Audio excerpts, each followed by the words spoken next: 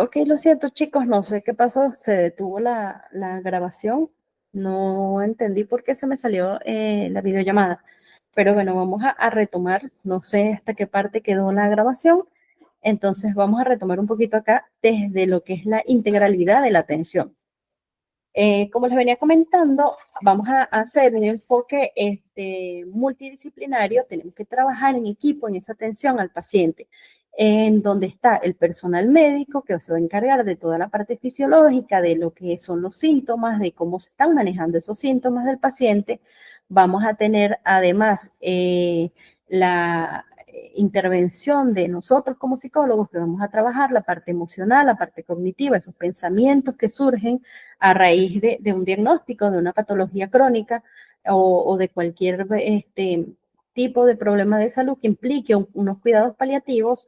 Además, vamos a tener el hecho de que vamos a contar con, por ejemplo, nutricionistas que se van a encargar del área de la alimentación, otros terapeutas, las terapias complementarias que han sido fundamentales y que han demostrado tener una eficacia bastante importante y relevante desde lo que son el control de los síntomas, no solamente a nivel fisiológico, sino también a nivel emocional y cognitivo, brindándoles muchísima más tranquilidad al paciente.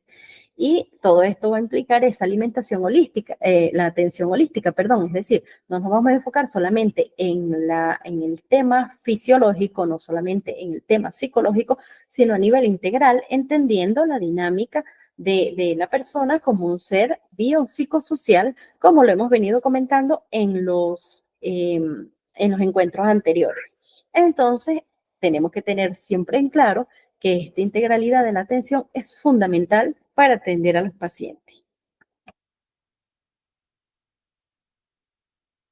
Vamos a entrar ahora en un tema que a mí me parece que es fundamental para los cuidados paliativos, que es la comunicación no verbal. Primero, bueno, como le habíamos comentado en las clases anteriores, vamos a estar hablando de la atención al paciente desde un abordaje biopsicosocial, pero incluyéndole también una cuarta área que sería la espiritual, teniendo en cuenta que espiritual no tiene que ver con religión, sino más con los valores que tenga esa persona, con aquellas cosas que lo mueven, es decir, con sus ideas, con sus creencias. Eh, Teniendo todo esto en cuenta, vamos a hablar de lo que es la comunicación no verbal. La comunicación no verbal para mí es uno de los factores más importantes dentro de los cuidados paliativos.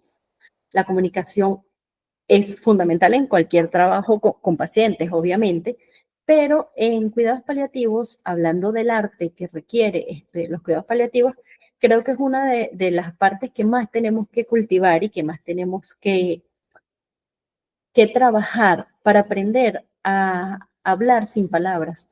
Dentro de los cuidados paliativos, el lenguaje no verbal es fundamental, porque entiendo, siempre les comento también mis errores, mis desaciertos cuando inicié el trabajo, porque quiero que les sirva como recomendación para que quizás no les pase lo mismo que a mí.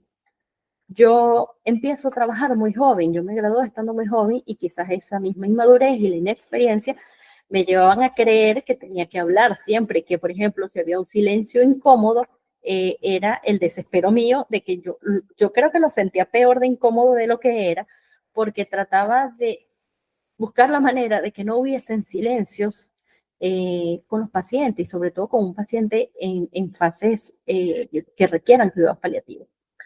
El tiempo me ha enseñado que esos silencios nos dicen mucho más que las palabras. Esos silencios pueden ser muchísimo más esclarecedores para nosotros como terapeutas que lo que los pacientes nos puedan decir con palabras. Entonces, la comunicación no verbal se va a basar en muchos aspectos, no solamente en que siempre nos dicen que hay que leer entre líneas, ok, pero ¿cómo hacemos eso? ¿Cómo entiendo yo la comunicación no verbal? La comunicación no verbal nos va a indicar si el paciente está bien, si no está bien, si se siente cómodo con nosotros, si no, si se siente cómodo o está pasando algo en la interacción con sus familiares. Entonces observen mucho.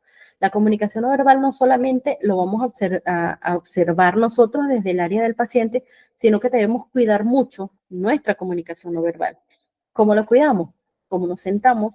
¿Cómo está dispuesto nuestro cuerpo en el momento de atender al paciente? qué estoy haciendo, cómo estoy.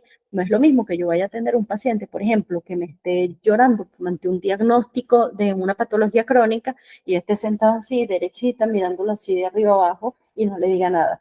A que yo tenga una postura mucho más relajada, quizás un poco hacia adelante, prestando atención, porque da la sensación, le indica al paciente que está siendo escuchado y eso es fundamental. Entonces tenemos que tener en cuenta eso, por favor. Vamos a prestarle muchísima atención a nuestro lenguaje no verbal, no solamente el del paciente, sino lo que nosotros estamos proyectando hacia ese paciente. Y dentro de lo que es la atención de cuidados paliativos, hay algo que tenemos que tener mucho en cuenta, que es el duelo anticipado.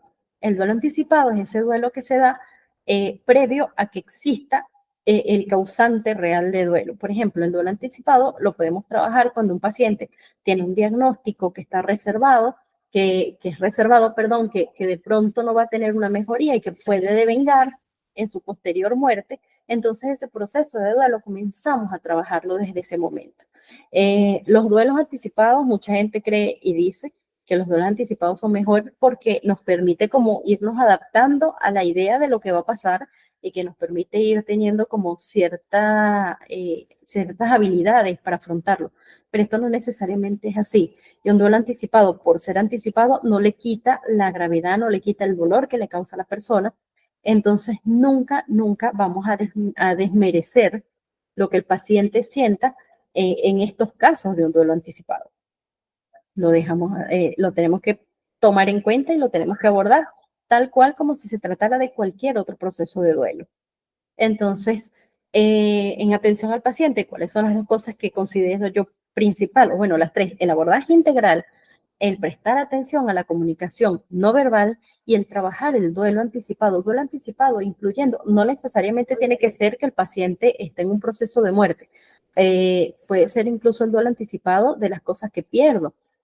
Por ejemplo, un paciente que ha sido diagnosticado con diabetes, que tiene que hacer cambios fundamentales en su dieta, eso implica un duelo, que puede parecer una cosa quizás sin importancia, pero no, eso implica un duelo fuerte el hacer cambios en cómo estoy comiendo, en mi alimentación, en mi rutina diaria, todo eso es un proceso de duelo. Entonces, eso lo vamos a trabajar, lo vamos a acompañar al paciente y vamos a ayudarlo a que se enfrente con eso que está sintiendo porque no podemos saltarlo. Los procesos de duelo tienen que vivirse.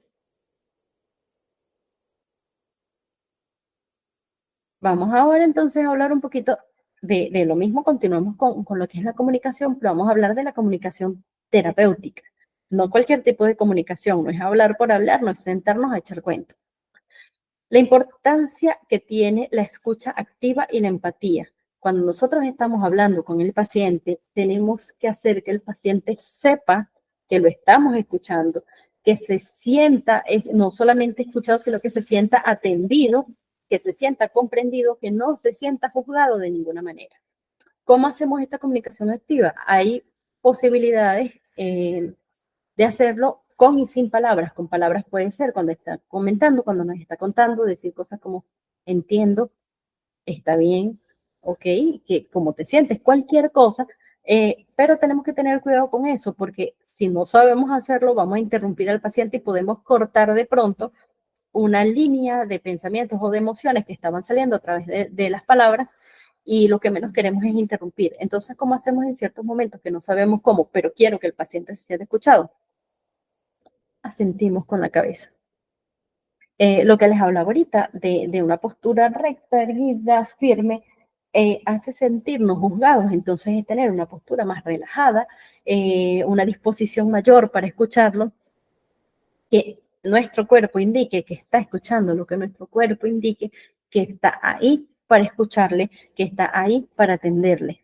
Entonces en eso tenemos que trabajar lo que son las técnicas de comunicación no verbal. Todo esto. Hay una cosa que nos dicen mucho, bueno, a menos acá, no, cuando estábamos en la preparación, nos decían que teníamos que tener mucho cuidado con respecto al contacto físico con el paciente, que al paciente no se le toca. Sin embargo, cuando estamos hablando de cuidados paliativos, el poder hacer contacto, de pronto agarrarle la manito al paciente, puede ser clave y puede ser fundamental para que el paciente se sienta escuchado, para que el paciente se sienta atendido.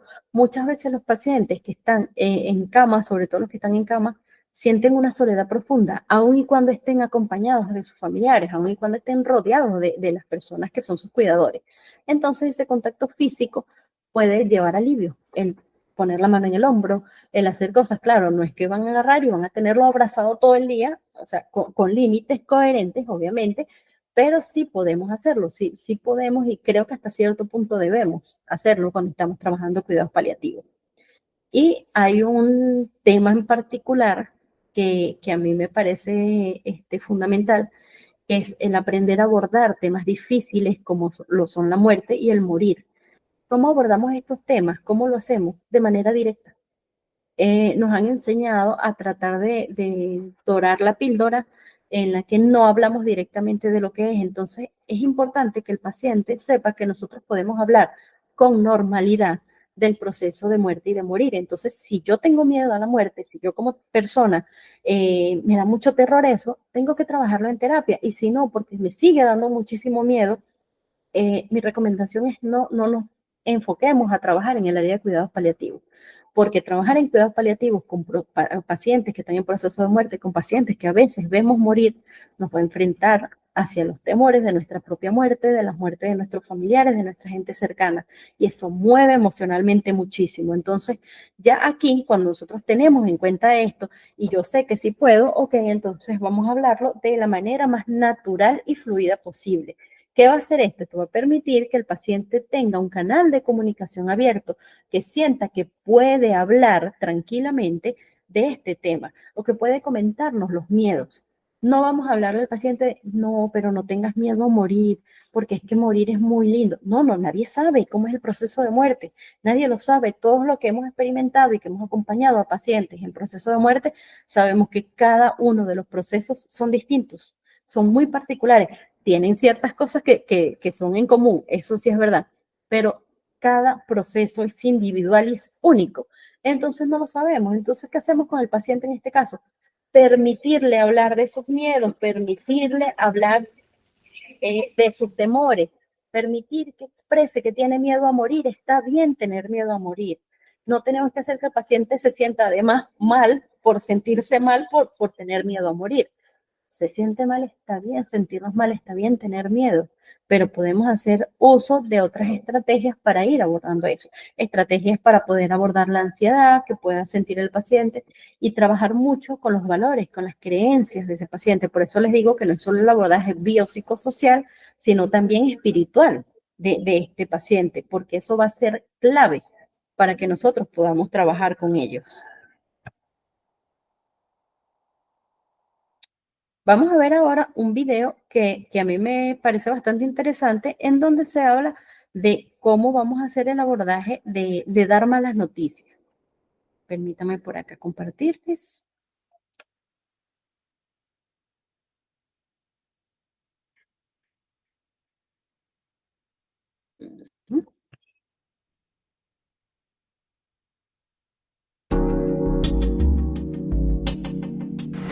Cuando hablamos de malas noticias, nos estamos refiriendo a aquellas informaciones que alteran drástica y negativamente la perspectiva del paciente o bien de sus familiares sobre el futuro.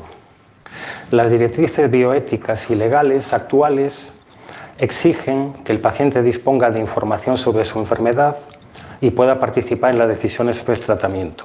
Pero existen dos excepciones. La primera, cuando el paciente, de manera explícita o tácitamente, nos informa que no desea recibir ningún tipo de información. Y la segunda hace referencia al privilegio terapéutico, es decir, que cuando el profesional, basándose en datos objetivos, tiene la convicción de que comunicar esa mala noticia puede afectar de manera manifiestamente negativa al paciente. Comunicar una mala noticia no consiste simplemente en transmitir una información. Debemos asegurarnos que la persona la comprende y además debemos manejar las reacciones emocionales que puedan producir. Es una comunicación bidireccional en la que entra en juego tanto el lenguaje verbal como no el verbal, nuestro y de los pacientes. La persona encargada de dar la mala noticia debe ser el profesional responsable del caso, habitualmente un médico. Es quien mejor conoce los detalles del diagnóstico, del pronóstico y del tratamiento, por lo que será quien mejor pueda responder las dudas y las preguntas del paciente. Debemos ser conscientes que existen una serie de barreras que van a dificultar este proceso. Nuestros miedos, nuestros temores, nuestras inseguridades y de los familiares. Los familiares también son personas que van a sufrir el impacto de esta noticia, por lo que también deben ser objeto de nuestra atención. Cada caso es único, pero existen una serie de protocolos que nos pueden guiar en este proceso, como por ejemplo el modelo de 6 etapas del grupo de Bachman. La primera etapa de este modelo sería la de la preparación. Antes de la entrevista debemos recopilar toda la información disponible sobre el paciente y sobre su enfermedad. Debemos determinar cuál es el mejor momento para mantener la entrevista, elegir el momento adecuado tanto para nosotros como para el paciente. Debemos preguntarle si desea estar acompañado por alguna persona o por algún familiar o amigo. Procuraremos un entorno seguro y tranquilo, sin interrupciones, y dedicaremos el tiempo que sea necesario. En esta segunda etapa valoraremos la percepción que tiene el paciente sobre su enfermedad y sobre su posible pronóstico. También debemos evaluar su estado mental y emocional, así como detectar posibles mecanismos de defensa que puedan interrumpir o interferir en el proceso. Utilizaremos preguntas abiertas e indirectas, con un lenguaje adecuado al nivel intelectual y cultural del paciente. Pondremos en práctica un estilo de escucha activo en el que prestaremos atención tanto a las respuestas verbales como no verbales del paciente y a las posibles contradicciones que surjan entre ellas. Debemos determinar con precisión qué tipo de información desea recibir el paciente y en qué grado. Puede haber variaciones en torno a lo que desea saber sobre el diagnóstico, sobre el proceso o sobre el tratamiento. Para ello prestaremos atención a varias fuentes de información. Por un lado, están las respuestas espontáneas que pueda emitir el paciente o la información que nos transmitan los familiares sobre comentarios previos cuando el paciente en el pasado se haya planteado qué desearía saber y no saber en una situación como la actual. Es muy útil el análisis de las actitudes que hemos percibido en entrevistas anteriores, como por ejemplo cambios de tema cuando nos dirigimos a él para comentarle algo sobre su proceso, o la ausencia de preguntas sobre su estado o sobre los resultados de pruebas diagnósticas que haya realizado. Por último, podremos realizar preguntas directas sobre esta cuestión, prestando atención tanto al lenguaje verbal como al no verbal. Debemos considerar que el paciente puede cambiar de actitud en diferentes momentos del proceso de la enfermedad. Al comunicar la información, debemos hacerlo de manera progresiva, poco a poco, de menos a más y dando tiempo suficiente para que la pueda asimilar. El lenguaje debe ser comprensible para el paciente y debemos evitar el uso de tecnicismos. Podemos utilizar vídeos o material gráfico, así como cualquier elemento que facilite la asimilación de la información que le estamos transmitiendo. La información debe ser veraz, rigurosa y precisa, pero no debemos fomentar la desesperanza. Permitiremos interrupciones y responderemos a todas las preguntas que el paciente nos formule. Por último, debemos asegurarnos que el paciente ha procesado y asimilado toda la información. Ante una reacción adaptativa esperable, como puede ser llorar, no debemos alarmarnos y tolerarla. Mantendremos una actitud de escucha activa, de empatía, de acompañamiento. En la mayor parte de los casos, con eso será suficiente. Ante reacciones de mayor intensidad y desadaptativas, si es posible, intervendremos, como por ejemplo ofreciendo un ansiolítico ante una crisis de ansiedad. Si la reacción no es aceptable, como por ejemplo amenazas o conductas violentas, intentaremos mantener la calma y pedir firmemente al paciente que se controle. Si no es suficiente, solicitaremos la presencia de otros compañeros o de incluso del personal de seguridad. En la última fase, consensuaremos el plan de tratamiento teniendo en cuenta y respetando las necesidades y deseos del paciente. Adoptaremos una postura positiva, pero sin generar falsas esperanzas. Debemos tener en cuenta que el paciente en ese momento se encuentra en un estado de incertidumbre que intentaremos minimizar. ¿Cómo? Explicando detalladamente el proceso terapéutico y anticipándonos a posibles contratiempos futuros, como por ejemplo, cómo debe reaccionar ante el efecto secundario de una medicación o en caso de un agravamiento de su estado. Por último, realizaremos un resumen final y aclararemos las dudas que surjan.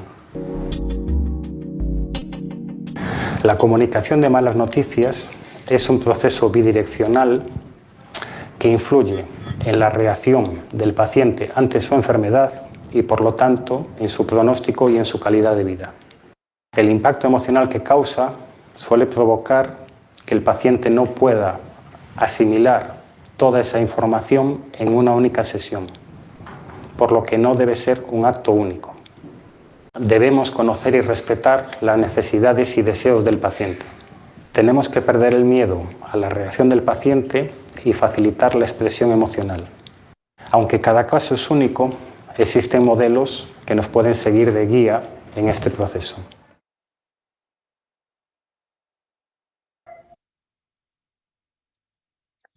Ok, este video me pareció bastante interesante porque está muy completo y explica detalladamente cómo debe ser el proceso de dar malas noticias a la familia, dar malas noticias al paciente.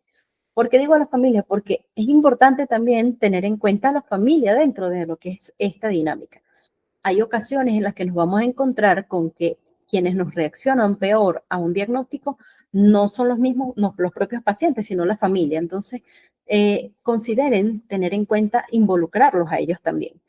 Si bien estoy totalmente de acuerdo que el personal que debe dar la mala noticia es el personal médico, el encargado del caso. ¿Por qué? Porque es quien mejor conoce el caso. Hay muchas ocasiones en las que se nos da a nosotros la responsabilidad de tener que estar en el momento de indicar las malas noticias. Al menos esa es una dinámica que se vive mucho acá. ¿Qué trato yo? Trabajar en conjunto con los médicos. Por lo mismo, porque si surgen dudas, si surgen preguntas, no soy la más indicada para responderlas, porque mi conocimiento puede estar muy limitado.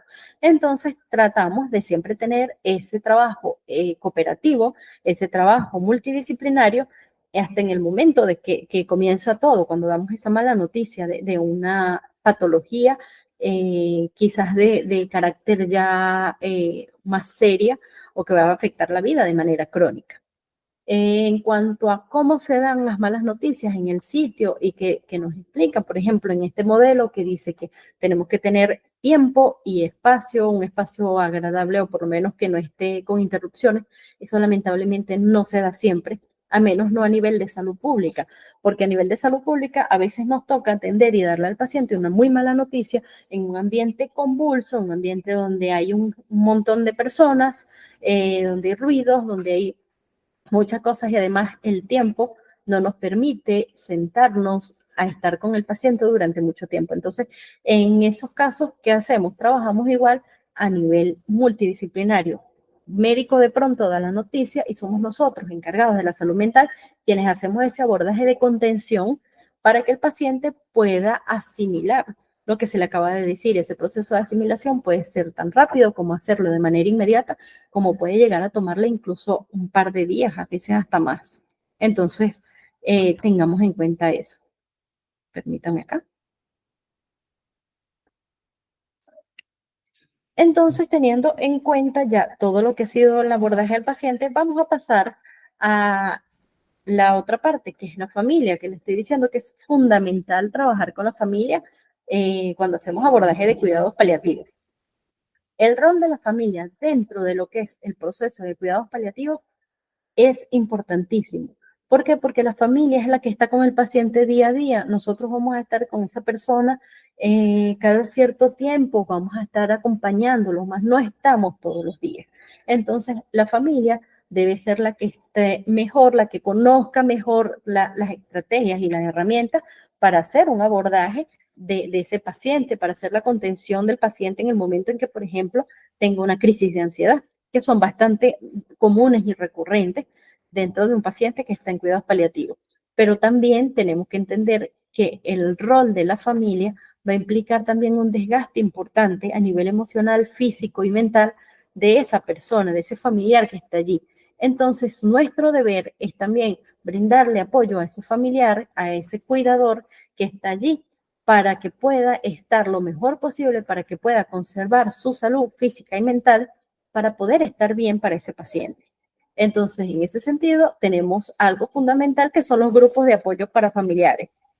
En lo particular, a nosotros acá nos ha funcionado muy bien porque nos permite que conocer las realidades de otras personas, entender que hay otras personas pasando lo mismo que estoy pasando yo, y muchas veces entre ellos, entre las distintas familias, se van indicando cosas que pueden hacer. Por ejemplo, yo estoy muy agobiada, que no sé qué hacer, no sé cómo lidiar con todo este tema por ejemplo, una alimentación particular que tiene que tener el paciente, esto y esto, y resulta que hay otra familia que está pasando lo mismo con un paciente que tiene los mismos requerimientos y me dan ideas, tips o consejos de cómo hacerlo de una manera mucho más fácil.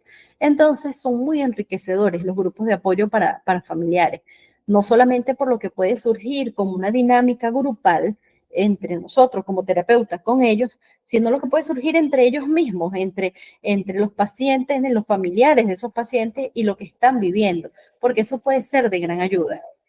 Y hay un tema particular que es la conspiración del silencio. La conspiración del silencio es un fenómeno que se da en el que los familiares, principalmente los familiares, hacen como un acuerdo tácito en el que no le dicen al paciente lo que pasa con él a nivel de su salud, en el que nos quedamos calladitos, no decimos nada y no le comentamos al paciente. Eso es antiético, empezando por allí, porque el paciente está en todo su derecho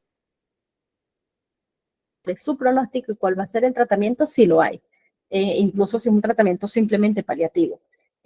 Si el paciente nos expresa que no quiere saber, ese es otro tema, y ahí, ok, no comentamos, no decimos nada porque el paciente no los dijo expresamente, pero si no, está en todo su derecho de saber lo que sucede. La conspiración del silencio puede ser uno de los fenómenos más difíciles de trabajar cuando estamos haciendo el abordaje a las familias dentro del cuidado paliativo, porque hay muchos casos en los que creen, no lo hacen de mala manera, quiero que tengan eso en claro, sino que creen que no, mejor no le digo esto porque lo va a hacer sentir peor, mejor no le comento esto porque va a hacer que se sienta mal. Entonces se callan las cosas y no lo dicen, pero eso está mal, es contraproducente. El paciente tiene que saber lo que sucede. Sin embargo, no solamente la conspiración del silencio sucede con la familia. Les cuento un caso particular.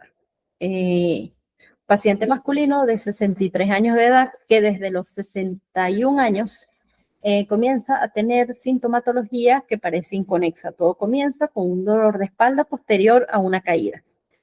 Esta caída fue de una altura de un piso, cae, tuvo daños a nivel medular, tuvo que pasar por una cirugía a nivel de columna vertebral, queda bien, sale bien, sin embargo, 2 años después de esa cirugía comienza con un dolor de espalda, pero en la parte alta. No había explicación, había pasado por varios médicos, había pasado por inyecciones intramusculares, que era lo que le generaba alivio. Sin embargo, a esta sintomatología del dolor de espalda que no se quitaba, se aliviaba un poquito con las inyecciones, más no se quitaba, inicia una obstrucción de las vías urinarias. Parecen 2 sintomatologías inconexas, sin embargo, empiezan a haber evaluaciones, muchas evaluaciones, exámenes. Ese proceso de muchísimos exámenes dura 1 año y medio.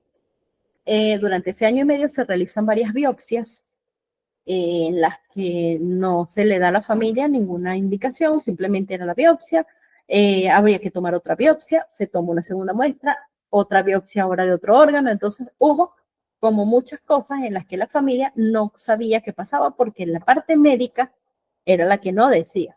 Los médicos no decían qué estaba sucediendo. El paciente empeora muchísimo, comienza a bajar de peso de manera acelerada, lo que implica, y el dolor muchísimo peor. El dolor de espalda ya llegó a ser un punto en el que ya no podía ni siquiera vivir una vida normal, ya no se paraba de la cama porque el simple hecho hasta de sentarse era un dolor insoportable.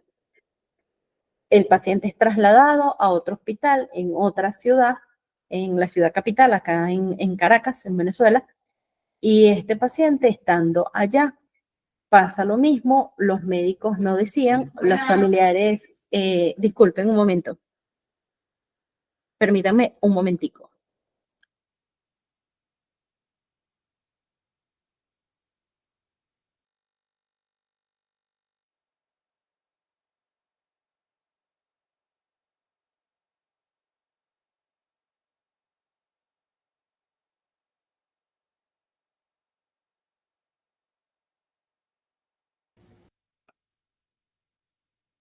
Listo, perdón por la interrupción.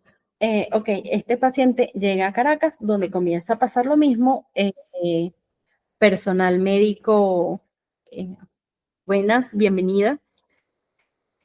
El personal médico no comenta, no le dice nada, no existe un diagnóstico, no existe una referencia de lo que sucede hasta que llega el proceso de muerte de este paciente. En el proceso de muerte, obviamente toma por sorpresa a la familia, a pesar de que ya habían visto la desmejora continua del paciente. Sin embargo, fallece. Al fallecer y a ir al proceso de autopsia, es que con la autopsia la familia se entera de qué es lo que sucede con este paciente. Tenía un cáncer extremadamente avanzado que había atacado todos los órganos del cuerpo, a excepción de su corazón y el cerebro. Todo el cuerpo, absolutamente todo, estaba ya con una metástasis sumamente avanzada. Así que este paciente muere por un proceso cancerígeno que nunca fue dicho a los familiares. Entonces la conspiración del silencio no solamente es un fenómeno que se presenta con respecto a los pacientes desde el área de la salud, o sea, desde el médico, perdón, desde la familia, sino también desde el médico. No te preocupes, Joana, te acabo de leer por acá. No te preocupes, bienvenido. Tranquila, no hay ningún problema. Estamos hablando de cuidados paliativos, te pongo un poquito al día, estamos hablando de lo que es el arte de cuidar a los pacientes en cuidados paliativos. Entonces, no te preocupes, recuerda que la clase queda pregrabada, así que puedes ver lo que ya hemos visto. De hecho, hubo un problemita con la comunicación hoy y la primera parte de la clase se me cerró la llamada, no sé por qué, no sé si se guardó. Si no, cualquier cosa le vuelvo a grabar esa parte, así que no hay ningún problema. No te angusties por eso. Ok, retomando este caso, la familia se entera justo después del proceso de la autopsia. Entonces la conspiración del silencio no hubo por parte de la familia, porque la familia siempre quiso saber y este paciente quería saber qué tenía y como familiares no sabían qué decirle porque no tenían conocimiento, porque el personal médico tuvo una conspiración del silencio tan tremenda que lleva al paciente a morir sin saber qué tenía y lleva a la familia a enterarse que el paciente muere de cáncer después de que muere de cáncer. O sea, él tuvo un proceso de cáncer durante años y nadie lo supo. Ese paciente era mi tío. Nosotros fuimos su familia, nosotros fuimos los que fuimos víctimas de esta conspiración del silencio. Entonces, quiero que tengan en cuenta que no solamente se presenta, no es un fenómeno exclusivo de lo que es la familia, porque cuando hablamos de conspiración del silencio, vamos a ver, en todos lados van a encontrar es que es la familia que no le dice al paciente qué está pasando con él, que es la familia que no le está comentando, pero no es así. También pasa con el personal médico, también pasa en estos casos. Entonces, ténganlo en cuenta. Si hay algún caso en el que ustedes vean eso, por favor, explíquenle al paciente y a los familiares lo que está pasando, porque el paciente se lo merece y como les digo, además es algo ético.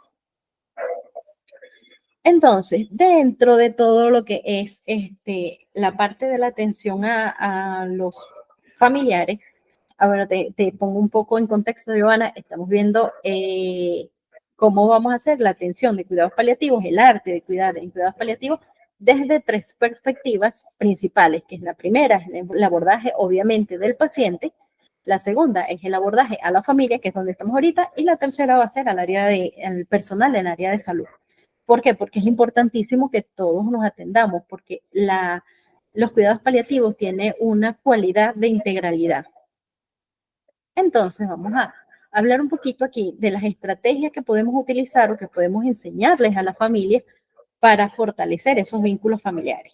Primero y fundamental, como hemos hablado ya a lo largo de la clase, tener una comunicación abierta y honesta. Es decir, crear un espacio seguro donde exista una escucha activa, donde puedan comunicarse de manera clara y directa y donde haya respeto, donde el paciente no se sienta juzgado. Esto pasa mucho porque hay pacientes que cuando hablan con nosotros nos dicen que yo no les puedo decir a ellos, por ejemplo, pacientes sobre todo cuando están en fases terminales, que ellos quieren hablar de su proceso de muerte, que ellos quieren hablar de pronto de los miedos que sienten o que quieren empezar a poner, a cerrar asuntos inconclusos. Y muchas veces la familia, negándose a esto, empieza, no digas eso, no hables eso, no es que tú no te vas a morir.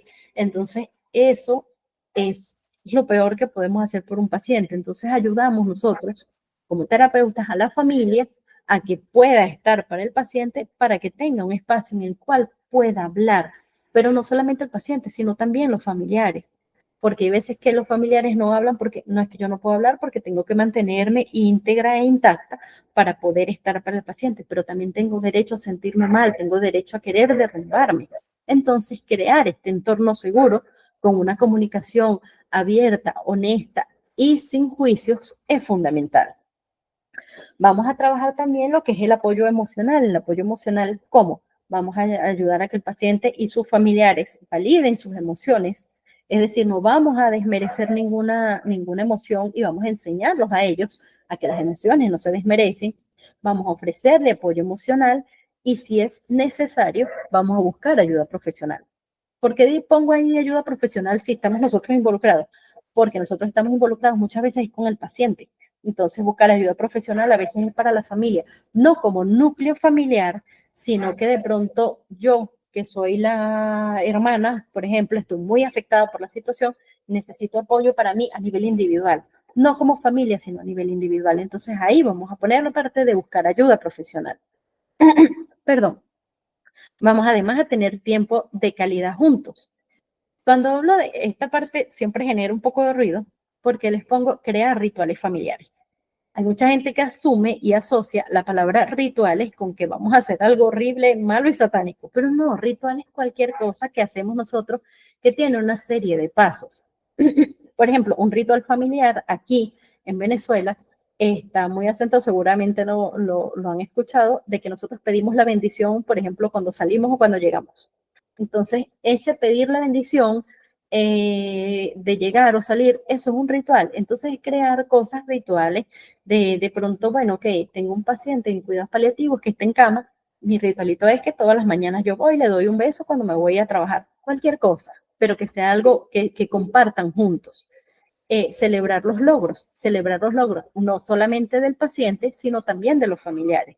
Y ojo, celebrar los logros de los pacientes pueden ser cosas tontas, pueden ser cosas que nos parezcan tontas, pero no lo son. Cosas sencillas como de pronto que el paciente pudo sentarse, pudo estar mucho más tiempo de pie o pudo comer algo. Esos son logros que tenemos que celebrar y enfocarnos en esas cosas positivas. Y además tenemos que hacer adaptación de actividades. Un paciente en cuidados paliativos que de pronto no tiene la misma movilidad que tenía antes, no podemos dejarlo a un lado, sino adaptar las actividades para poder integrarlo. Creo que esto es una de las cosas con las que más nos encontramos, que es un error terrible, que el paciente cuando está en cuidados paliativos y que está en cama, sobre todo el paciente que ya está en cama, pasa a ser, lamentablemente, pasa a ser como un mueble más de la familia. O sea, está allí y lo dejan ahí. Entonces no es involucrarlo porque sigue siendo parte de la familia y en esto tenemos que hacer mucho énfasis y trabajarlo mucho con los pacientes y con sus familiares. Además vamos a tener la parte de planificación familiar. Planificación familiar es esto mismo que venimos hablando, que es incluir a todos, que todos estén involucrados, pero ojo, no solamente en las actividades que yo tengo que involucrar al paciente, sino también en las actividades que implican el cuidado al paciente. Lamentablemente, es muy común encontrarnos con que hay un cuidador principal y ese cuidador principal es el cuidador único. Entonces, ese cuidador tiene que tener otro grupo de apoyo en el que nos vamos a planificar, en el que nos vamos a incluir todos para participar en este cuidado activo. De pronto yo no sé cuidar al paciente, de pronto es un paciente que está en cama y yo no lo sé, por ejemplo, asear, no le sé hacer el aseo, no lo sé limpiar.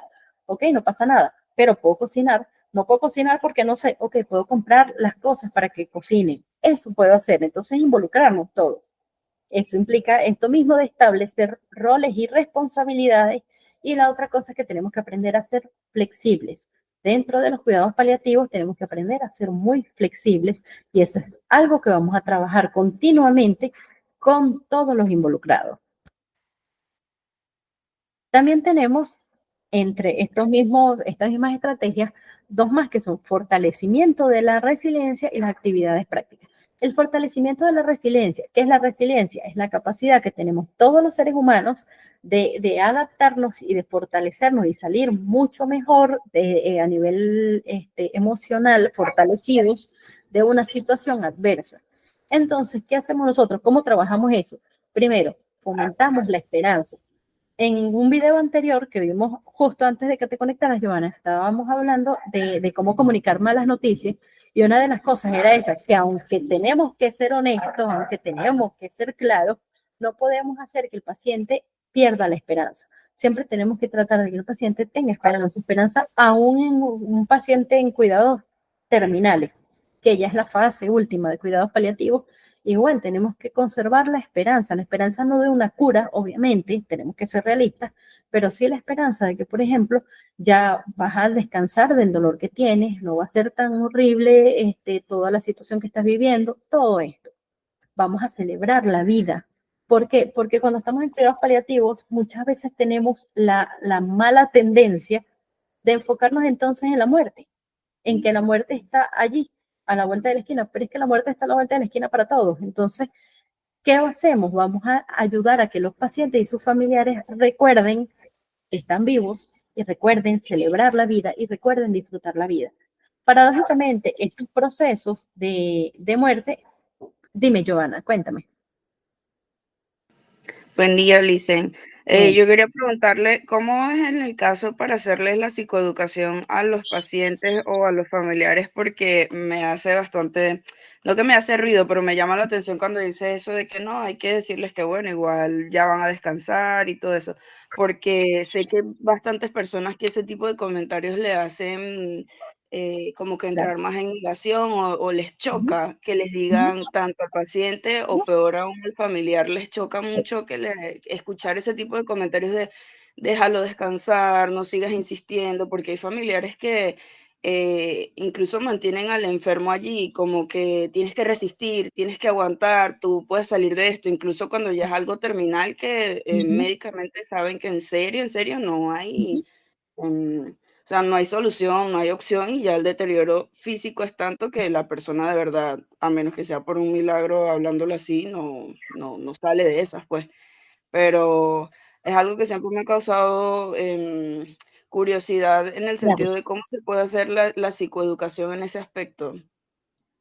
Mira, eso lo habíamos conversado un pelín antes de que te conectaras, porque es muy individual, el proceso es muy individual y depende mucho de la parte, como hablábamos al principio, no solo biopsicosocial, sino espiritual. Espiritual teniendo en cuenta que son las creencias y los valores que tiene la persona. No necesariamente tiene que ver con religión, sino con los valores, con lo que te mueve.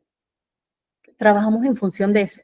Por eso desde los cuidados paliativos tenemos que tener una especial atención a lo que se dice y a lo que no se dice para conocer al paciente y saber por dónde podemos irnos, porque lo que dices es totalmente cierto y pasa más con familiares que con pacientes, que si tú les dices esto se molestan. Entonces, ¿qué hacemos con estos pacientes? Empezamos a trabajar primero sus ideas de muerte y empezamos a trabajar primero saber qué consideran ellos, qué creen ellos que va a pasar con el proceso que está viviendo el paciente.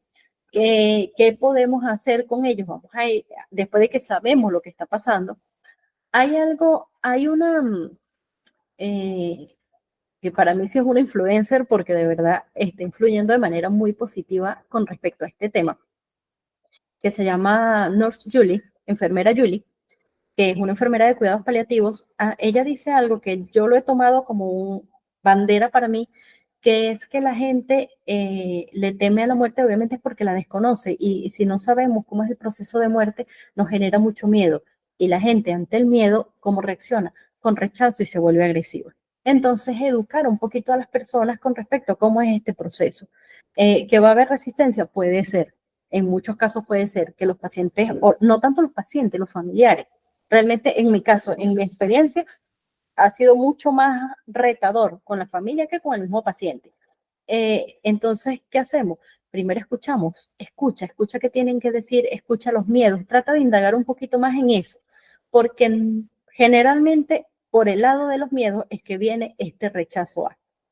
Entonces trabajamos, déjalos que hablen, más allá de una psicoeducación, más allá de una labor de nosotros formativa hacia el paciente, dales un espacio seguro, dales un espacio en el que no se sientan juzgados donde pueden hablar.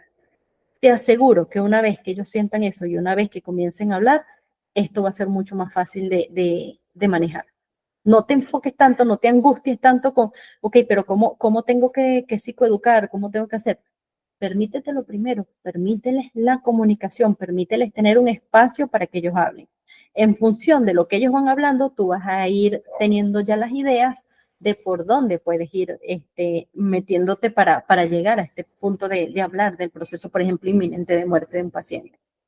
Te lo digo desde mi experiencia, la recomendación es esa, porque yo tuve mis metidas de pata, eso lo conversaba antes, de mis metidas de pata antes de querer de tener miedo, de tener miedo de los silencios, de tener miedo de esos momentos en los que no sabía qué decir ni qué hacer.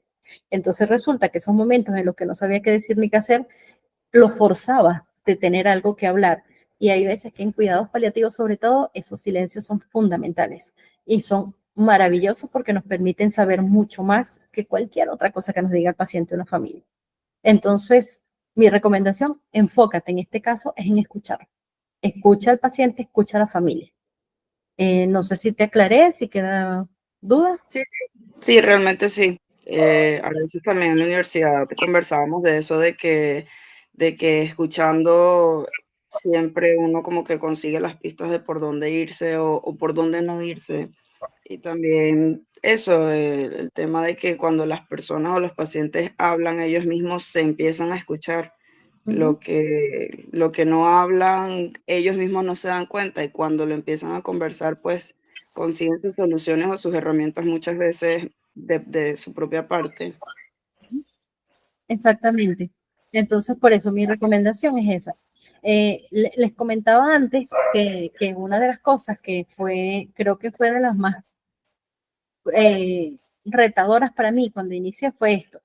Yo me gradué estando muy joven, entonces la inmadurez mía y la inexperiencia me llevaron justamente a eso, de que me sentía horrible, si había un silencio incómodo, me sentía horroroso, entonces quería como llenar esos vacíos porque me sentía que era mala psicóloga si yo no estaba hablando todo el tiempo, sino si dejaba que hubiesen estos silencios incómodos. Con el paso del tiempo he aprendido que los silencios no son incómodos, la que estaba incómoda era yo. Esos silencios son necesarios, esos silencios son los que más nos dicen. Y esos silencios son los que dan la base al paciente quizás para ser escuchado después, para sentirse escuchado. Entonces, lo trabajamos desde esa área. Bueno, retomamos aquí un poquito. El fortalecimiento de la resiliencia lo vamos a trabajar también con la búsqueda de apoyo externo, que puede ser el apoyo de nosotros. Vamos a hacer actividades prácticas. Esta actividad práctica, yo se lo puse aquí, pero yo esta no la uso, nunca la he usado y dudo muchísimo que la llegue a usar, que es el diario familiar.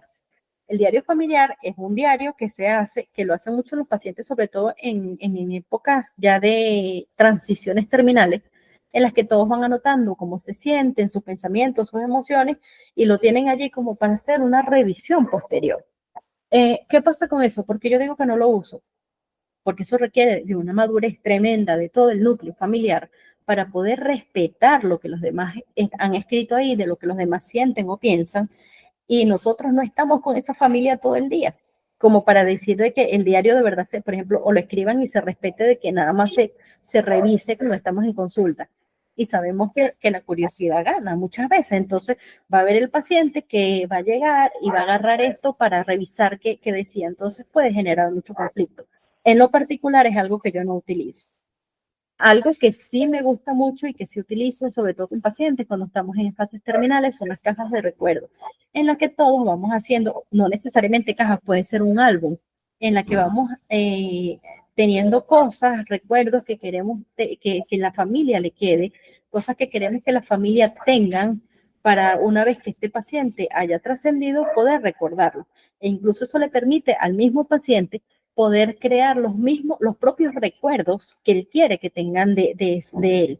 Es decir, cómo quiero yo que mi familia me recuerde. Ok, yo quiero que me recuerden feliz, entonces voy a poner fotos en donde estoy feliz, voy a hacer cosas en las que me siento bien y esto es lo que voy a agregar aquí.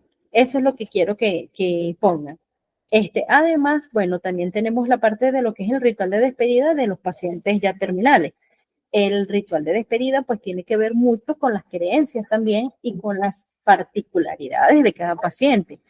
El ritual de despedida de un paciente en estado terminal puede ir desde simplemente una conversación en la que cada uno va a hablar con él para que se despida, que es como lo más común que nos vamos a encontrar, hasta ciertos procesos en los que hacemos algo particular.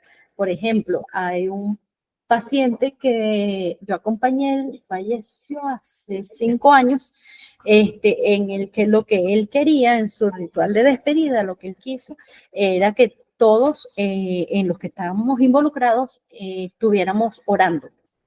Hay una paciente que recuerdo que se le cantó, y ella quiso fue cantar, que le cantara. El papá de una de mis pacientes a la que acompañé en su proceso de acompañar a su papá con un cáncer bastante agresivo que bueno, duró muchísimo tiempo. Para él su ritual de despedida fue que le leyeran, toda la familia leyéndole. A él le encantaba leer y eso fue lo que se hizo. Entonces, ese ritual de despedida va a ir muy acorde a lo que es la particularidad de cada paciente, a lo que el paciente quiere, a lo que le gusta, a cómo se siente bien. Entonces, eso varía. Pero esto tenemos que prestarle atención, nosotros tenemos que saber más o menos cómo quiere el paciente este ritual de despedida. Y no solamente el paciente, los familiares. A veces, como les digo, creo que en la mayoría de los casos es más difícil para la familia del paciente que para el propio paciente. Ahora vamos a entrar en la tercera fase ya de este abordaje de cuidados paliativos y vamos a hablar del personal sanitario. Con el personal sanitario nos referimos a todos los que están involucrados dentro de lo que es la atención a cuidados paliativos. Vamos a tener algo importantísimo que es el burnout en cuidados paliativos. El burnout o síndrome de burnout, cuando lo españolizamos, es el síndrome de quemarse, el síndrome del quemado. De hecho, se traduce de esa manera. Aquí hay una particularidad que a mí me genera mucha disonancia porque resulta que lo han puesto, se ha popularizado el término. Entonces hablan de que el burnout, así de que no es que yo tuve burnout y se me quitó. Resulta que no es así. El síndrome de burnout es un síndrome incapacitante, es un síndrome que una vez que yo lo tengo, el desgaste a nivel fisiológico, a nivel mental y emocional es tan grande que no me recupero de él. Entonces, de hecho, una de las cualidades de este síndrome es justamente su irreversibilidad. Es decir, que es un cansancio extremo por mucho estrés, que aunque yo descanse, aunque yo duerma, aunque yo tenga un periodo de vacaciones más o menos largo, no se me quita el cansancio, no se me quita el estrés. Entonces es deshabilitante.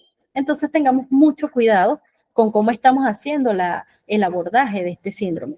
No es un síndrome que se recupera, no es fatiga crónica, no es estrés crónico, es un síndrome deshabilitante. Y resulta que el personal de la salud es uno de los que está más expuesto y que tiene mayor factor de riesgo a padecerlo. ¿Cómo hacemos entonces el abordaje de estos casos? Vamos a trabajar con técnicas de relajación y las técnicas de mindfulness, que bueno, aquí en IPSIARTE tenemos formaciones bastante interesantes en este sentido, en el que vamos a utilizar estas estrategias para que el personal pueda gestionar de una manera adecuada todo lo que es el estrés. Vamos a trabajar entonces, por ejemplo, en las técnicas de relajación, trabajen todas las que sean posibles. Traten de trabajar en mindfulness, es buenísimo porque aunque es una técnica de meditación, es meditación activa. Entonces, son técnicas que pueden hacer en 5 minutos en el trabajo donde están y no les va a quitar mucho tiempo, que para un personal médico sabemos que es fundamental. Y además, el personal también debe saber la importancia de buscar ayuda profesional, de buscar apoyo profesional. Pasa mucho que con el personal médico no hay realmente una conciencia de la importancia, en la mayoría de los casos, no en todos afortunadamente, pero no hay el tener en cuenta la importancia de mi salud mental. Y además que hay una tendencia que ha sido muy mal interpretada por el personal médico de hacerles creer como una superioridad en la que yo no necesito ayuda de nadie. Pero resulta que sí necesitamos, entonces trabajar con ellos de la mano es fundamental, no solo para el abordaje del paciente, sino para que ellos también puedan tener una calidad de vida importante, o sea, una buena calidad de vida, porque en función de que yo esté bien, puedo estar bien para los demás pacientes. De hecho, lo comentaba antes, Giovanna, que justamente esto, o sea, que siempre hablamos desde cuidados paliativos que nuestra prioridad es el paciente, pero no, yo considero totalmente que la prioridad siempre tenemos que ser nosotros mismos, porque si no estoy bien, ¿cómo voy a estar bien para atender a otra persona? Hablando entonces de esto, ya que hablamos un poquito de lo que es los ejercicios de meditación y de relajación y todo esto, vamos a hacer un ejercicio sencillito de meditación que tiene nada más 5 minuticos para que experimentemos un poquito esto y además que no nos cae mal agarrar 5 minutitos de descanso. El ejercicio lo puedes hacer acostada, sentada, como tú quieras. Lo ideal es acostada, pero bueno, si estás sentadita no hay ningún problema.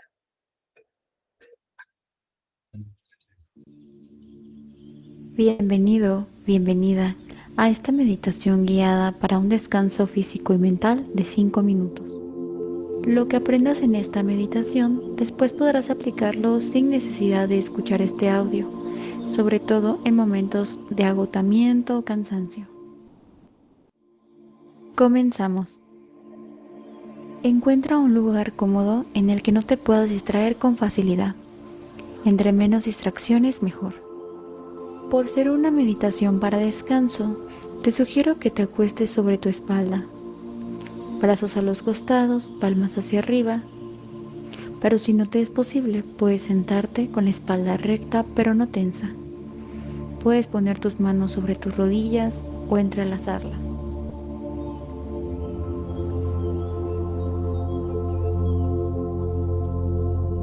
Comenzaremos haciendo 3 respiraciones lentas y profundas. Inhalando por la nariz y exhalando lenta y profundamente por tu boca. Inhala. Y exhala.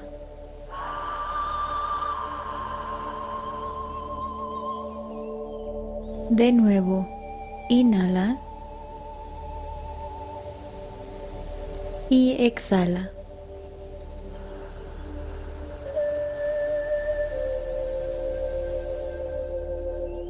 Inhala y exhala.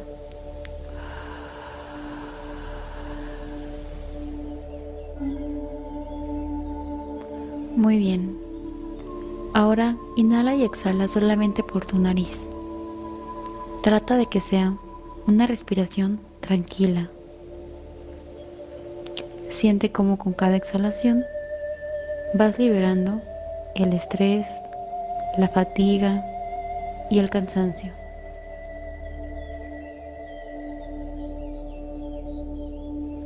Ahora, suelta poco a poco tu cuerpo. Sé consciente del espacio que ocupa en el lugar en el que estás.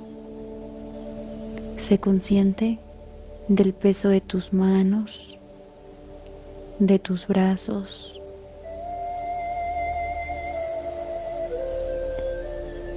el peso de tus pies, de tus piernas. Siente el peso general de tu cuerpo en la superficie en la que estás sentado o acostado.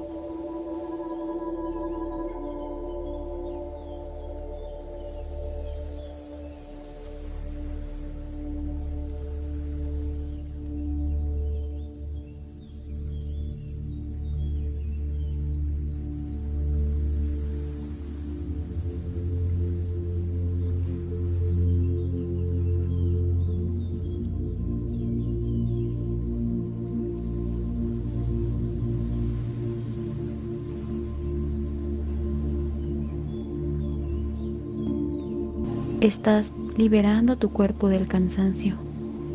Visualiza cómo la respiración limpia cada parte de tu cuerpo, cada músculo, incluso cada célula.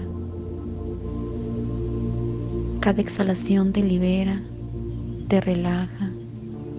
Concéntrate en eso.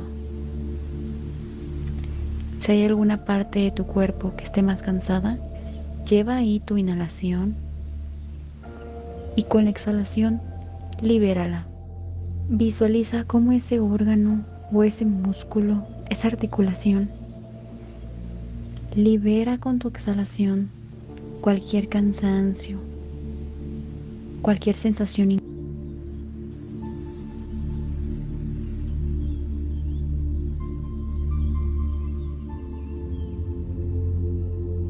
Muy bien, ahora sonríe físicamente.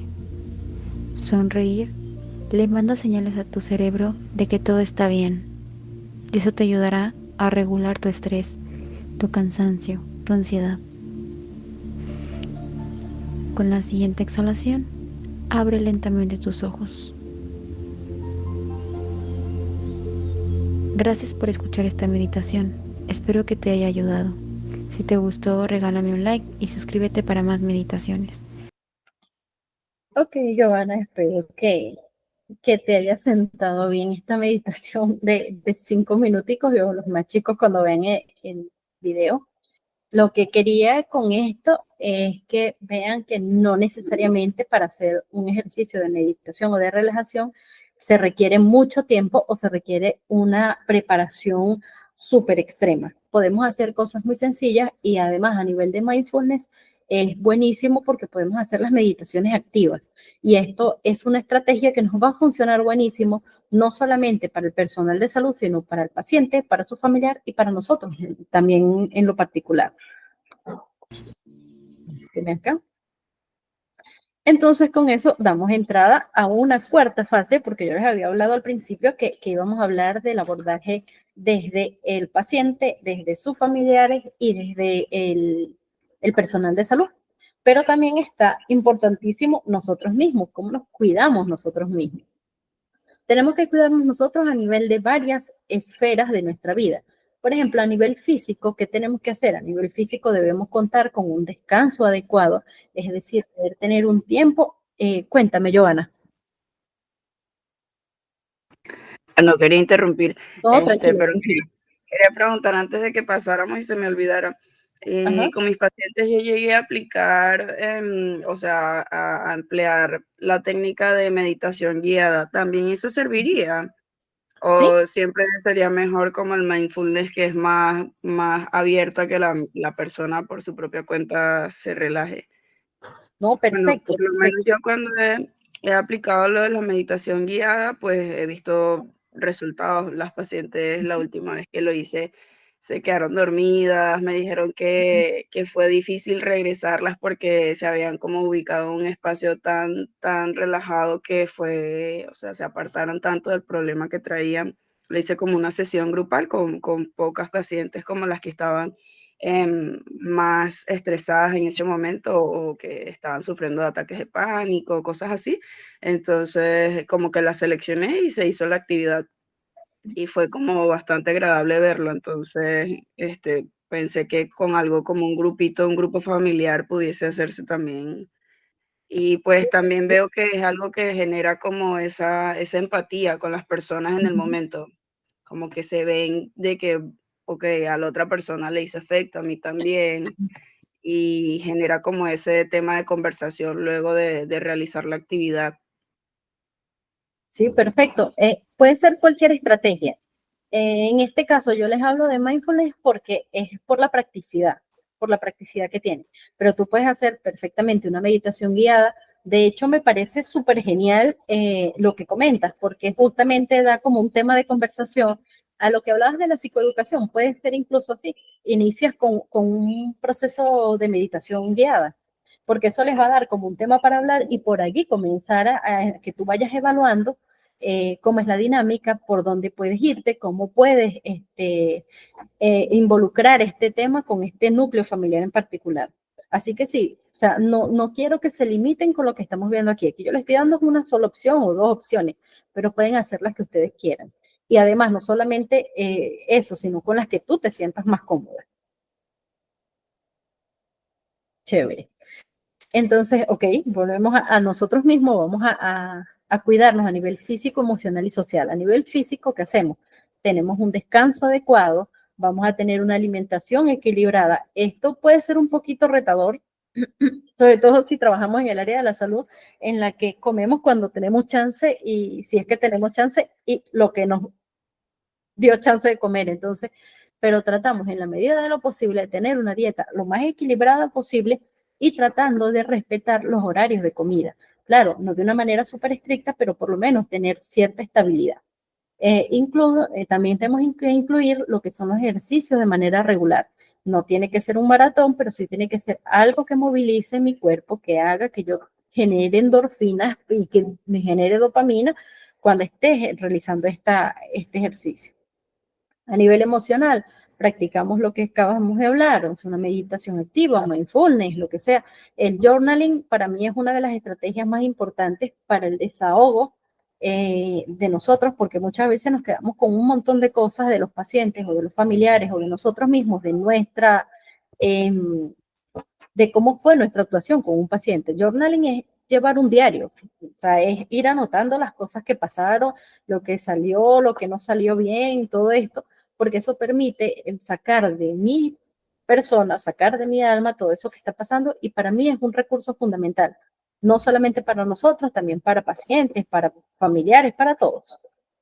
Tenemos además el conectar con la naturaleza, que es importantísimo, poder estar en contacto con la naturaleza, establecer límites. Establecer límites implica establecer límites con mi familia, establecer límites con mi trabajo, establecer límites con mis pacientes muchas veces. Esto es un tema un poquito delicado porque sobre todo en cuidados paliativos, por ejemplo, en mi caso que trabajo mucho con pacientes paliativos terminales, la comunicación está abierta. Entonces, en ese sentido es que ellos me pueden hablar a veces hasta medianoche porque el paciente está en el proceso de muerte activa, por ejemplo. Pero eso depende mucho de la dinámica que ustedes vayan a llevar con los pacientes. En mi caso, yo tengo eso un poco más flexible. Claro, no todos los pacientes. Esto es algo que dejo como muy puntual para los pacientes ya cuando están en una fase terminal. Porque en esos momentos que no sabemos qué hacer, muchas veces con los familiares somos nosotros los encargados de hacer que vuelvan que puedan asentar todo lo que está pasando en el momento de la muerte y que puedan de esa manera actuar, porque hay veces que entran en un colapso total que no saben ni siquiera qué tienen que hacer. Entonces, claro, eso también lo vamos trabajando con los familiares antes de que eso pase, pero en el momento puede pasar. Entonces, tenemos en cuenta esto. Pero aparte de eso, establezcan límites con su trabajo, establezcan límites con su familia, establezcan límites con ustedes mismos, porque a veces nosotros mismos somos los que nos pisoteamos, entonces a veces tenemos que establecer límites de que, mira, hasta aquí puedo, o sea, ya yo sé que más de 8 pacientes diarios no puedo ver, ok, no, mira, yo con 2 pacientes al día, ya yo estoy que me siento súper horrible de mal, de cansada, ok, entonces son 2. Ah, no, mira, yo puedo atender 20 pacientes, chévere, eso depende de cada quien. Y no hay nada de malo en atender 2 pacientes al día o atender 20. Eso depende de cada quien. A nivel social es importante que mantengamos relaciones sociales, pero relaciones sociales saludables. No una relación social en la que me sienta presionada de animal, sino una en la que me sienta cómoda, con gente con la que yo me sienta respetada, en la que me sienta valorada. Unirnos a grupos de apoyo es importante. Unirnos a grupos de apoyo, no nosotros como terapeutas, sino como participantes, es buenísimo. Los grupos de apoyo familiares, de los que comentábamos antes, son muy buenos para estar, aunque no seamos nosotros familiares, sino estando no como terapeutas, sino como participantes, vuelvo y repito, porque nos permite mucho desahogarnos de las cosas que estamos viviendo, porque a nosotros también nos afecta el cuidado paliativo, el estar acompañando a un paciente en cuidados paliativos. Y además buscar hobbies y pasatiempos, buscar algo que a mí me distraiga y que me guste fuera de lo que es mi trabajo, fuera de lo que es lo que hago normalmente. Además, tenemos que tener cuidado a nivel profesional y espiritual. A nivel profesional, ¿qué es? Tener una comunicación abierta. Comunicación abierta no me refiero solamente con el paciente y con la familia. Comunicación abierta es con con el otro personal que trabaja conmigo, con ese equipo multidisciplinario que está apoyándome y también con la gente que tengo por encima, es decir, con mis jefes, hablar directamente de, mira, me siento sobrepasada en esto, o mira, siento que puedo con más. Esto es importante tenerlo. Tenemos que tener un desarrollo profesional continuo.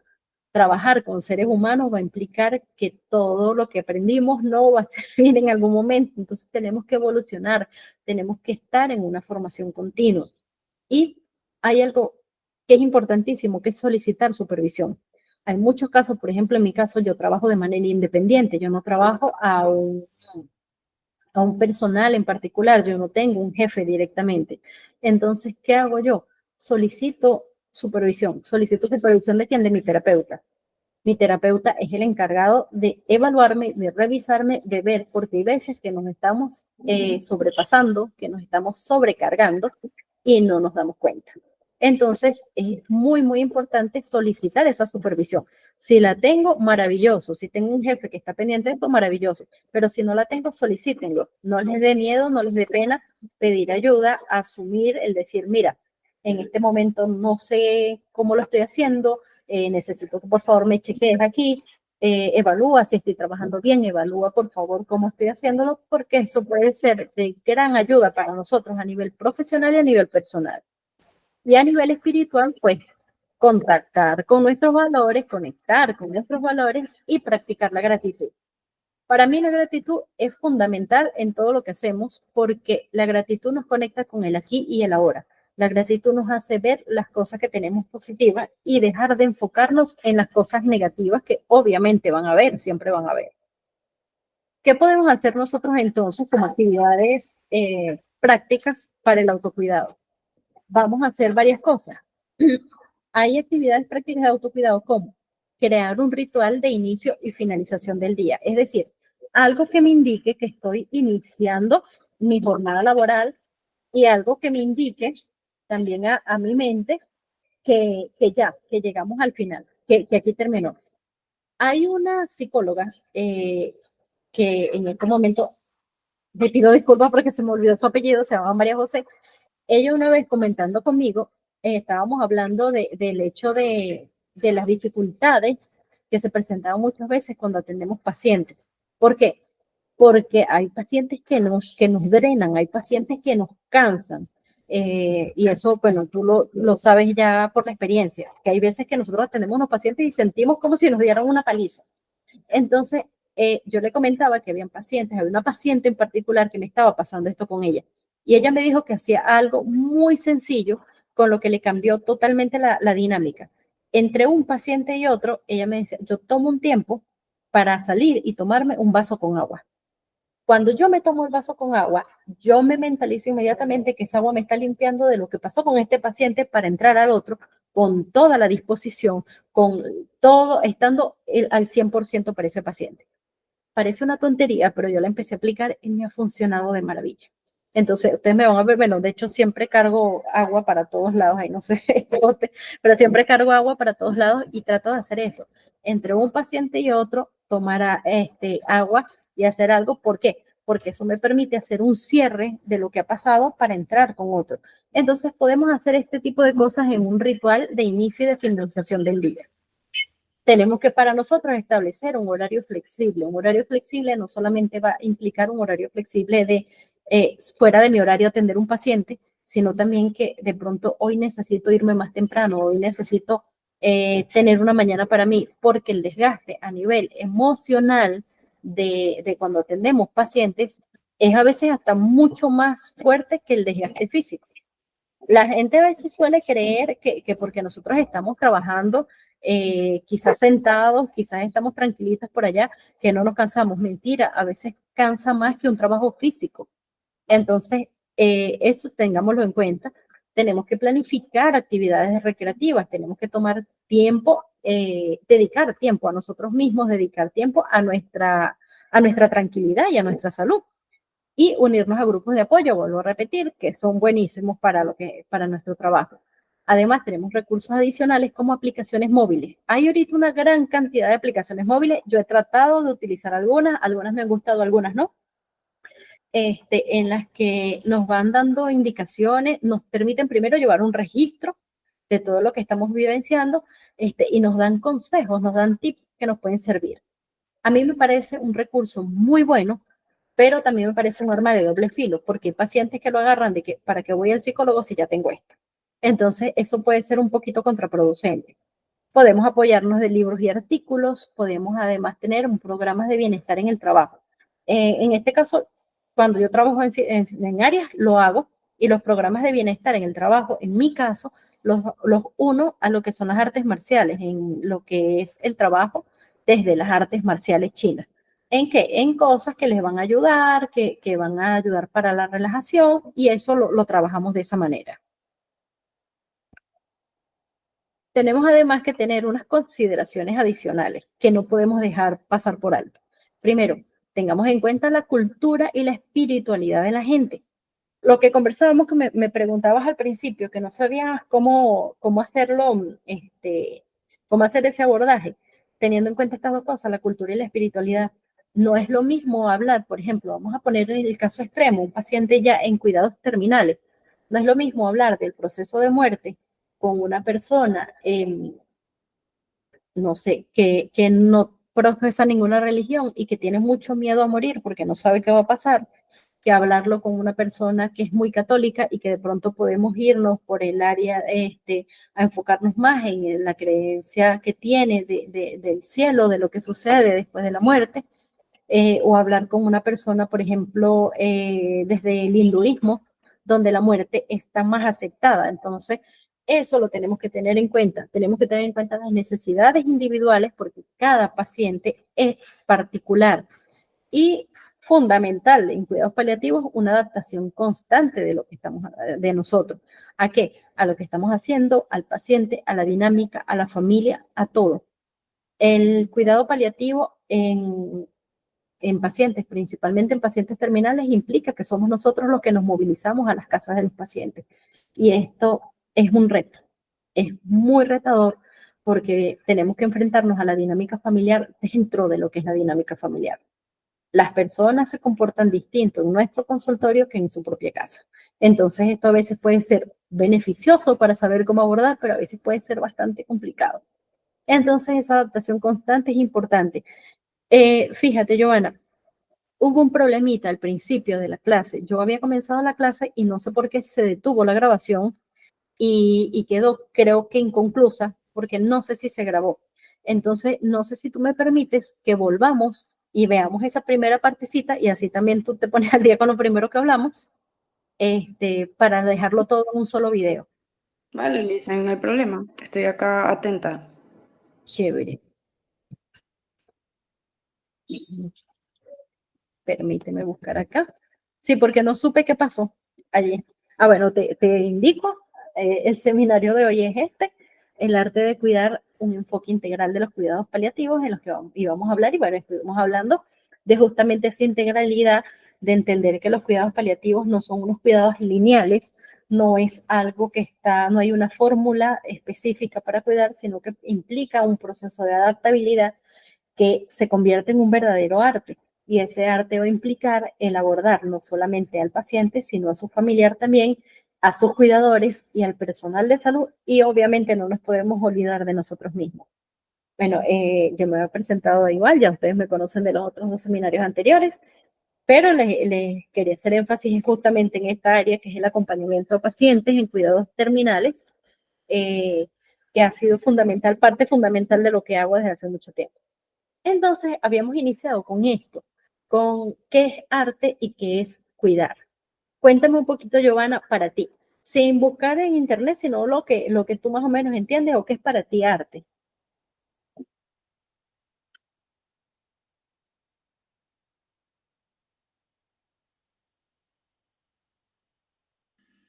Me la puso difícil, dicen, estoy aquí pensando y parece un término tan cotidiano y estoy aquí como el arte y me quedé pegada y pensando cómo se describe. Exactamente, justo eso era lo que quería.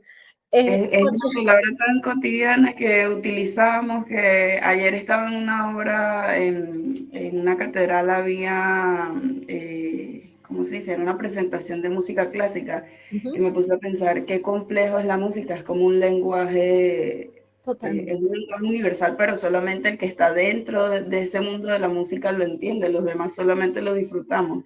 Y Exacto. ahorita justamente me vino el recuerdo de haber pensado eso ayer, porque estoy así como que qué complejo es el arte como para describirlo sin buscarlo en otra parte, pues porque es algo que apreciamos, pero describirlo en palabras está complicado ahorita. No sabría cómo decirlo. Perfecto, maravilloso, porque justamente eso quería.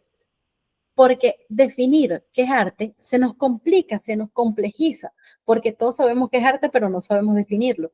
Pero es que el arte justamente ahí está, porque el arte se siente, no se define. Entonces vamos a esto para que entendamos un poquito de lo que hablábamos. Antes de empezar la clase, yo les había comentado este pensamiento de Elizabeth Kubler-Ross.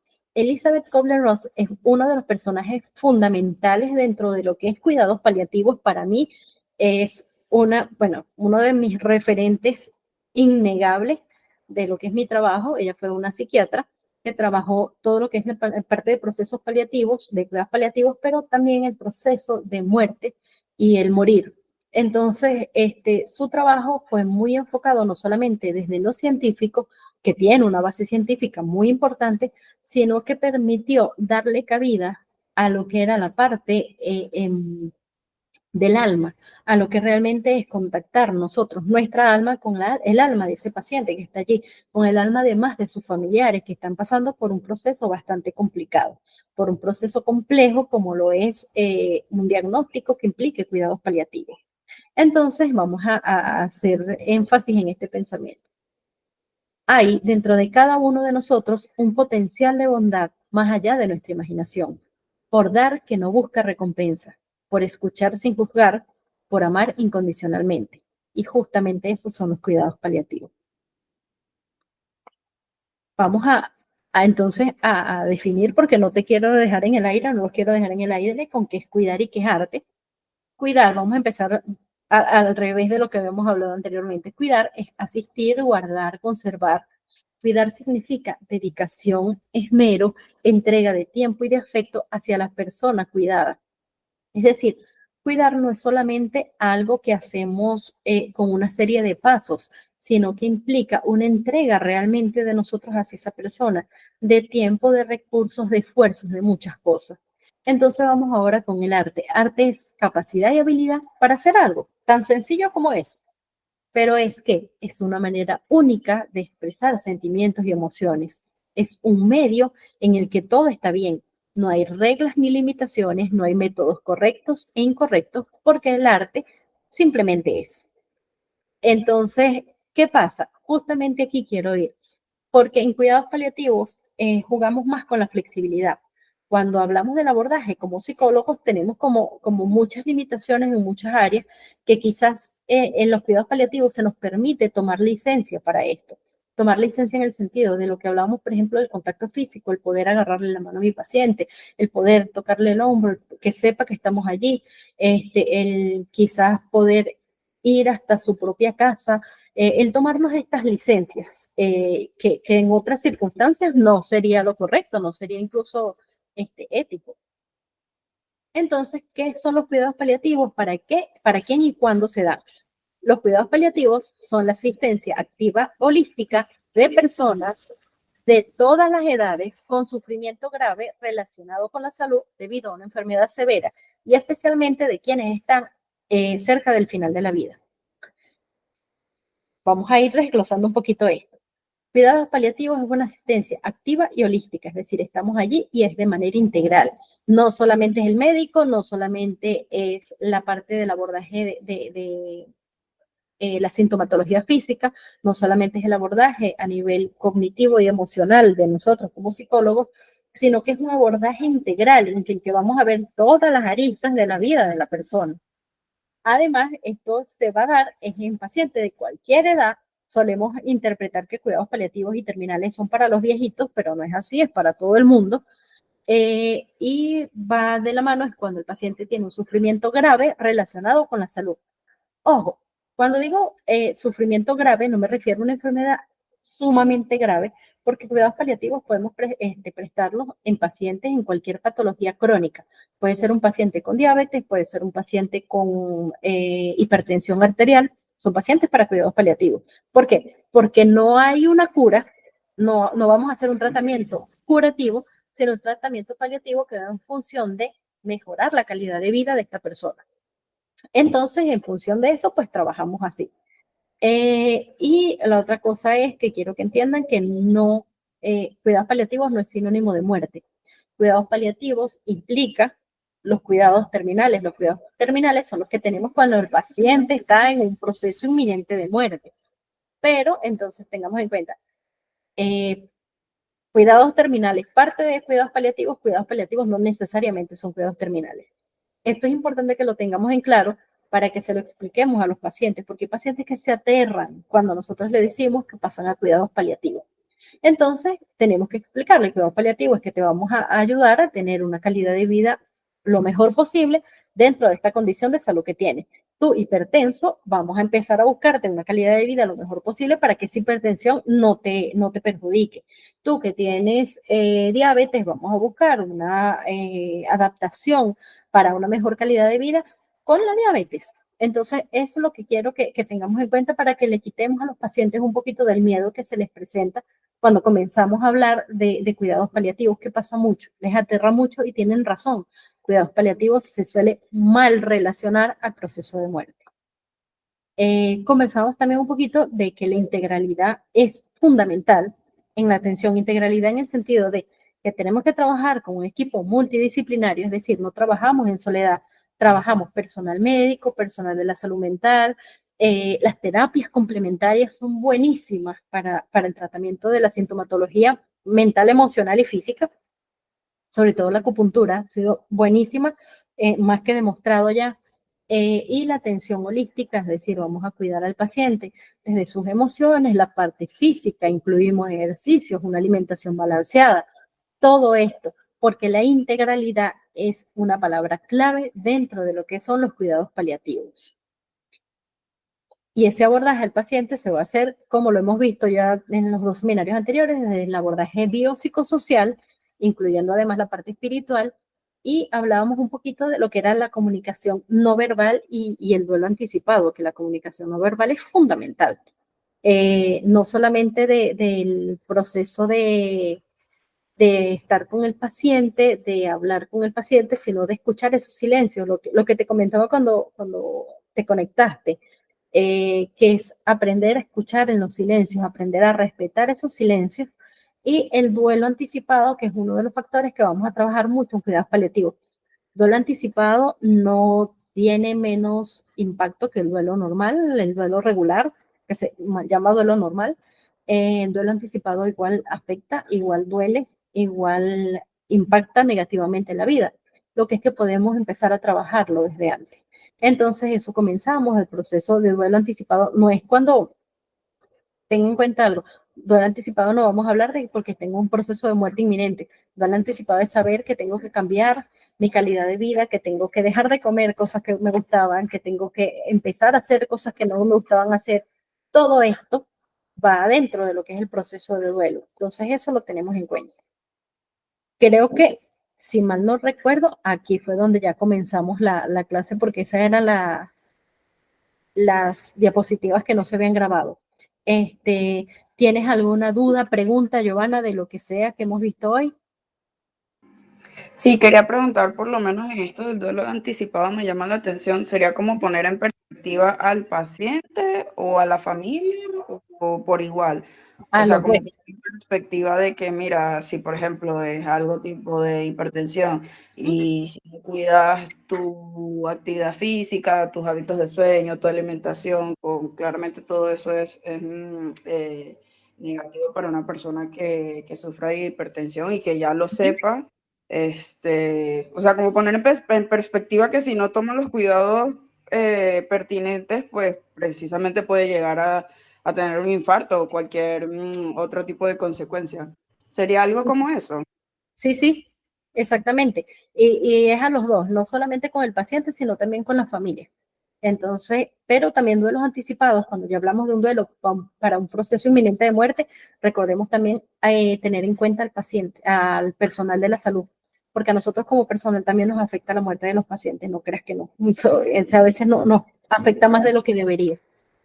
Sí, siento que hay veces que ciertas personas dentro del personal de salud hasta se encariñan, por lo menos lo he escuchado, no lo he vivido, pero lo he escuchado de por lo menos amigas que en Barquisimeto, no sé si conoces de la institución que se llama Ascardio, que ahí están los Ajá. pacientes, bueno, Yo soy de y varias Barquisimeto. amigas bueno, cuando hicieron sus pasantías clínicas de la universidad y tuvieron pacientes allá y se les morían, ya los habían visto 3, 4, 5 veces, entonces ya llega un día y no, mira, ya no está, estuvo sujeto a una cirugía y no lo logró, entonces pues era chimbo porque les afectaba y también de las mismas licenciadas que ya estaban fijas allí, comentaban como que no, mira, ya teníamos un paciente, un señor que tenía no sé cuánto tiempo aquí, entonces como que es inevitable no encariñarse con algunos pacientes por sus situaciones o por el tiempo que ya tienen ahí trabajando con esa persona.